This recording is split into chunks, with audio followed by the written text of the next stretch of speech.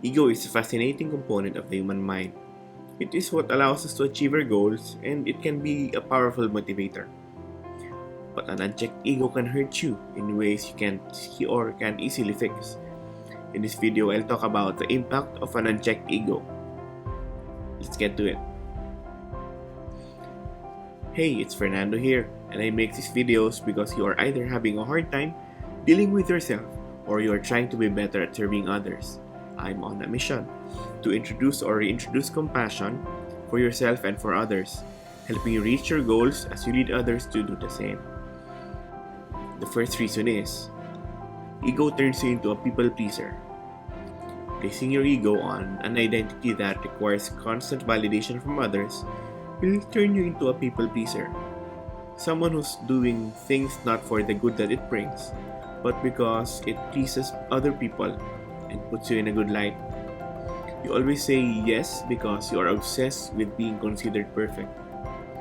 It's not always a bad thing, but it will limit your potential to what surrounding people demand from you, instead of you paving a path on your own. Just be mindful of that. I regret the times I chose this route.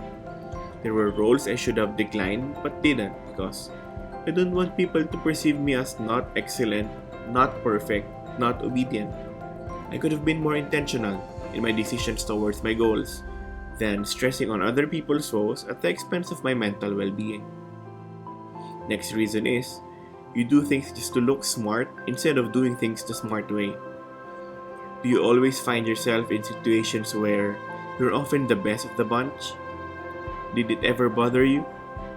Feeling like you're ahead of the pack or a person everyone should look up to is your ego's constant urge to be noticed.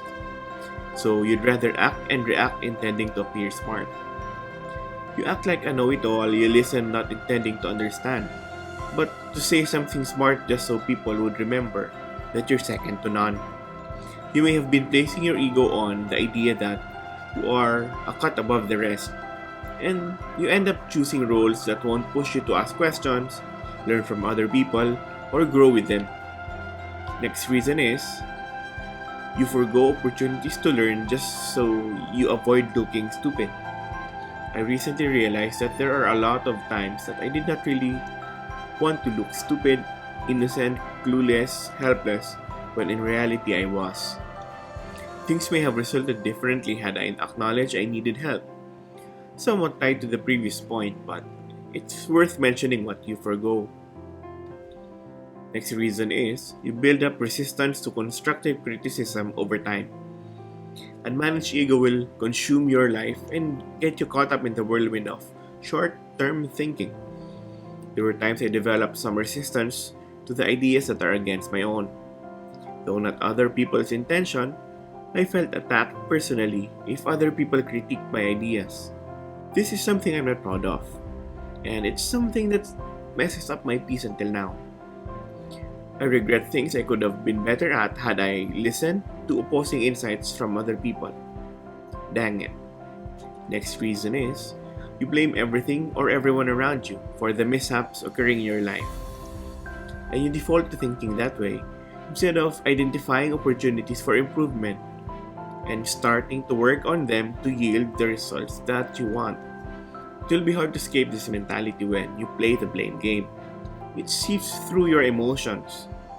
When this happens, it acts as a validation of the assumptions and stories you cook up in your head about how everything in the world is against you. Next reason is you build a level of perfectionism that keeps you in your comfort zone. Fearing failure means that you're afraid of being the best in its genuine sense.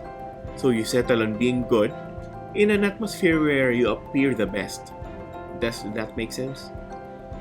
It's hard to shake off this fixed mindset, but by reminding yourself about how foolish it is to play safe when choosing your own path, you can work against deluding yourself or others with made-up achievements or by grandstanding them. Summing it up, until you keep your ego in check, it will guide your micro and macro decision making. You end up choosing careers where you can look smart instead of finding opportunities where you can most learn from people who are better than you In that craft, your decisions often lead you to jobs and circumstances where you are the dominant linchpin-like figure just so you can keep appearing to be smarter than you really are. You are hurting your feelings and dissing your potential because your ego got you glued where you feel safe and validated. And there you have it. I hope you found these insights useful. I have a video coming up on how to keep your ego in check. Subscribe and ring the notification bell so you get notified when that video is out. I'm trying to overcome this issue too. If you're having the same issues on this topic, type in ego in the comments and tell me your experiences. Let's help each other out. Again, thanks for watching and remember, everyone needs compassion.